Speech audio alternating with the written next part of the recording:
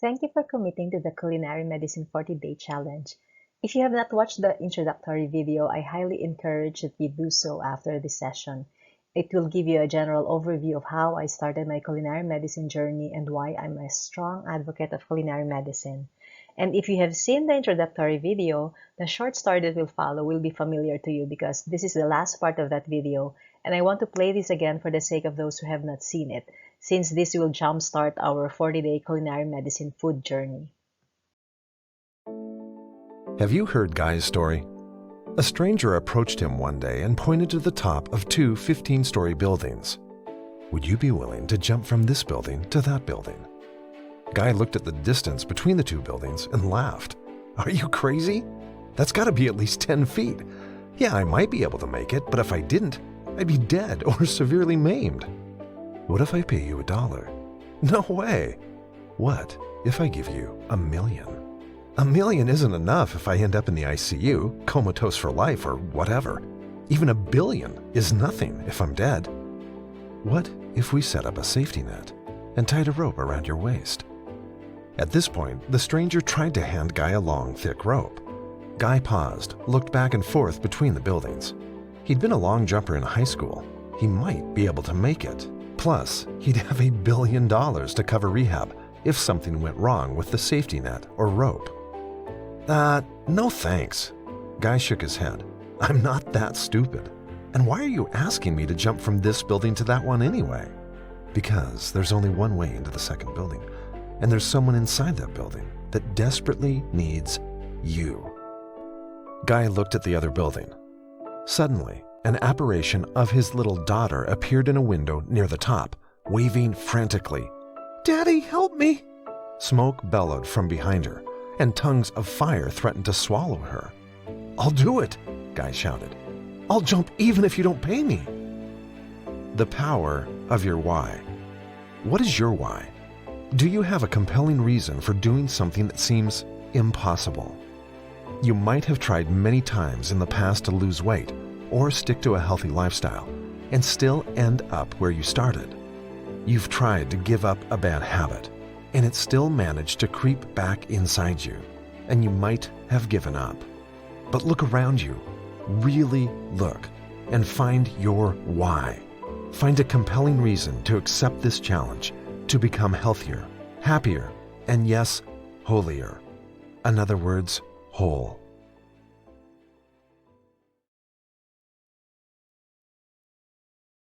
So what to expect for the next 40 days?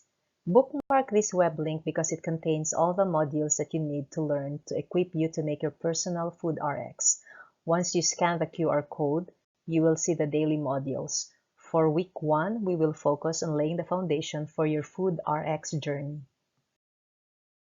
Today is your day 1. Now I want you to have a food RX journal.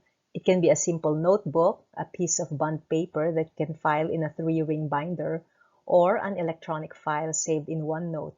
Whatever. The goal is to chronicle your 40-day challenge so you can create your vision, mission, goals, objectives, and plan of activities in one place. But for now, grab a piece of paper and a pen and write your why. List your why. Why do you want to improve your lifestyle, your food habits? Given your current lifestyle, can you envision where you're heading? Will you be that 100-year-old runner bagging the medal for the 10-kilometer race? Or will you be that person sitting on the wheelchair, hooked to an oxygen tank with a full-time caregiver pushing you to your weekly doctor consult? Do you envision yourself traveling around the world in your 70s? Or do you see yourself confined in a nursing home watching TV? If you continue with your current eating habits, will you be wearing those same clothes 10 years from now, or will you be buying a larger size each year? Do you wake up every day and feel satisfied with your health? If yes, congratulations. You're one of the few in this universe. Keep doing what you're doing and share your tips with your culinary medicine group. But if you're one who'd rise with achy joints, tired even as the day is just starting, drag yourself to the bathroom to wash your puffy, dark-circled eyes, and you snap at your whining child or your spouse, maybe this challenge is for you. Maybe do it for them, if not for yourself. Make your family your why. Wouldn't it be nice to wake up with a smile, thank God for another blessed day, and embrace each moment with vibrant energy? Create a better vision of yourself 10, 20, or 30 years from now. Write it down. Make it visual. Have a photo of the best version of yourself and pin it on your laptop, screensaver, or your wall.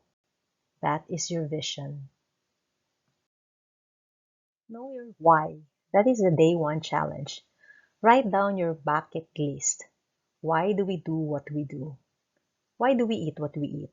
We will not stop with the answer because it's good.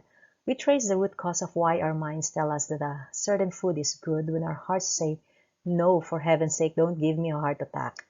We won't stop asking why until we get to the bottom of things. Let's do a root cause analysis.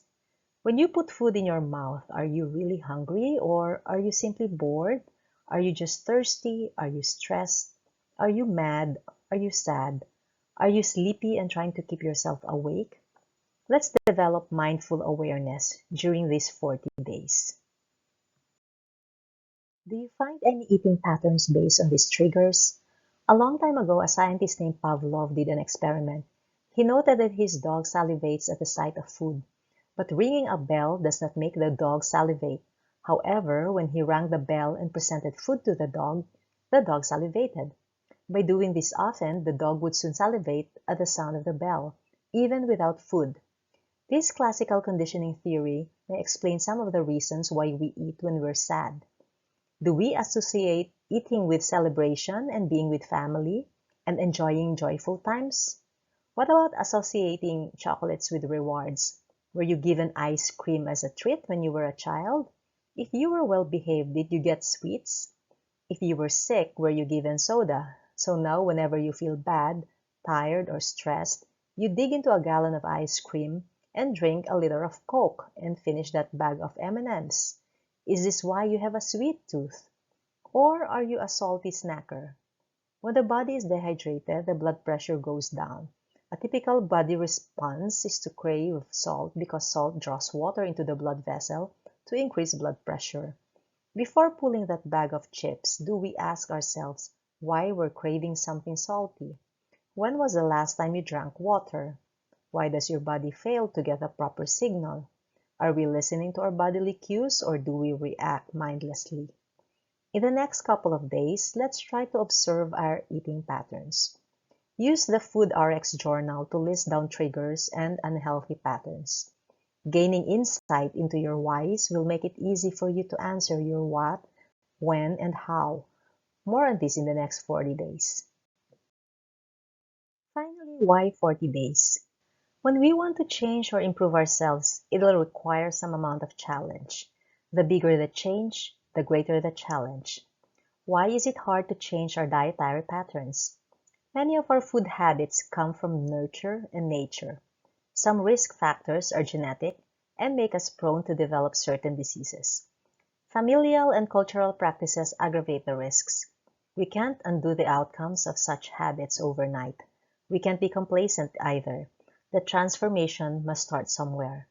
In many faith traditions, such transformation often happens in 40 days. The great flood in the time of Noah occurred in 40 days. Moses was on Mount Sinai for 40 days. Jesus went to the desert for 40 days after his baptism. Then he spent 40 days on earth after his resurrection before ascending to heaven. There are 40 days between Ash Wednesday and Easter, not counting the Sundays, a period generally associated with self-reform. In my own experience, I've often allotted myself 40 days to develop a habit, 20 days to unlearn the old, and 20 days to learn the new. Food addictions will be hard to give up unless we adopt a healthier option to replace them. Substitution can be a good tool, our halfway home to health, so to speak. What habits have you decided to let go of, and what healthier options will you embrace for the incoming days to meet your goal? Do you have a plan? Are your goals SMART, meaning are they specific, measurable, attainable, realistic, and time-bound? This will help us succeed in our endeavor. So, for the next 40 days, let's map a path for ourselves.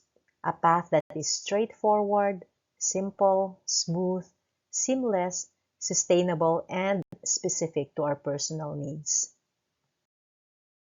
So good luck and may God bless our 40-day culinary medicine journey.